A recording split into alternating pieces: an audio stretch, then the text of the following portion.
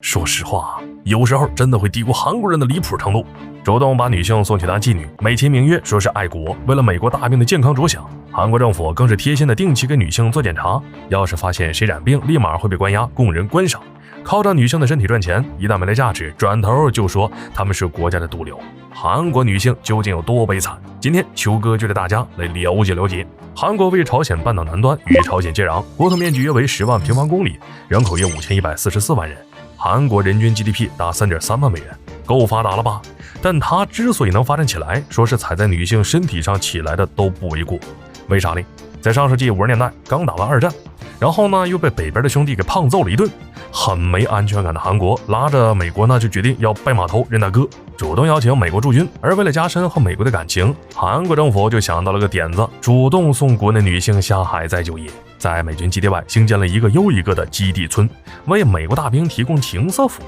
那时的韩国吧，因为战争导致国内经济一片稀烂，为了生计，一开始有不少人是主动下海服务，但随着基地村的规模越来越大，为了能够满足美国大兵的需求，也是为了每年日益增长的税收下，韩国政府开始各种坑蒙拐骗，强行把女性送到基地村里去，只要是敢跑，就是面临一顿毒打和虐待。完了之后还给他们洗脑，说这么做是爱国，国家的未来全靠你们了，甚至还给这群女性冠以所谓洋公主、美韩民间外交官的称号。为了能让自己的大爹满意，让他们有更好的体验，韩国政府可以说是煞费苦心，斥巨资开设补习班，像什么英语、化妆等等各种各样的技能，来提升从业人员的业务水平，甚至还会定时定点给这些洋公主检查身体。这究竟是为啥？性服务这种事儿吧，最麻烦的就是染病，因为服务太频繁的原因，在上世纪70年代，有超50%的美国大兵染上了性病，而且在那段时间，美国还有点想从韩国撤军的意思。这可把韩国吓得当即决定要拿出1亿韩元，发起所谓的净化运动，想要留住美军。为什么他们要这么做呢？首先，韩国呢还得靠美国来保护；其次呢，就是太赚钱了。每年靠着性交易，韩国政府至少能赚到1.6亿美元。要知道，当时韩国的出口外汇也才8亿多点，所以韩国政府就要求所有的洋公主每周必须检查2次身体，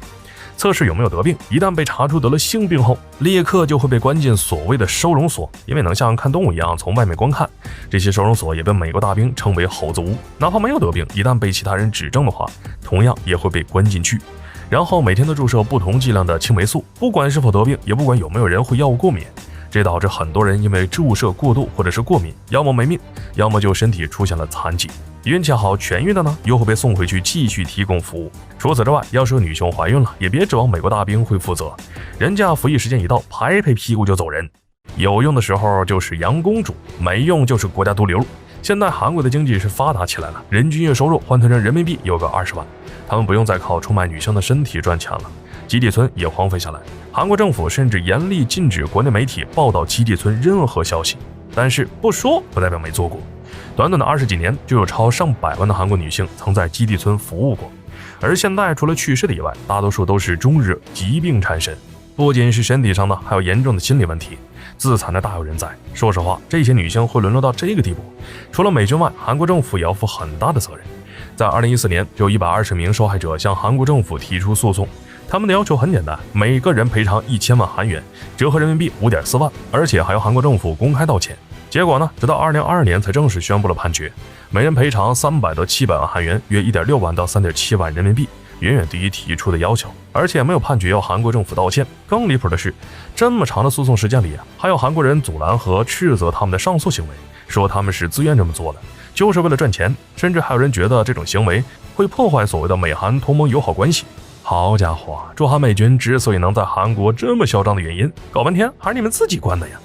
现在这些受害者还决定和美国打官司，只不过在本国打得这么难，这跨国官司又得耗费多长时间呢？而且他们的年纪也这么高了，在有生之年究竟能不能讨回公道呢？好了，本期视频到这儿就结束了，麻烦各位看官给你发财的小手点了一个点赞关注呗，咱们下期再见。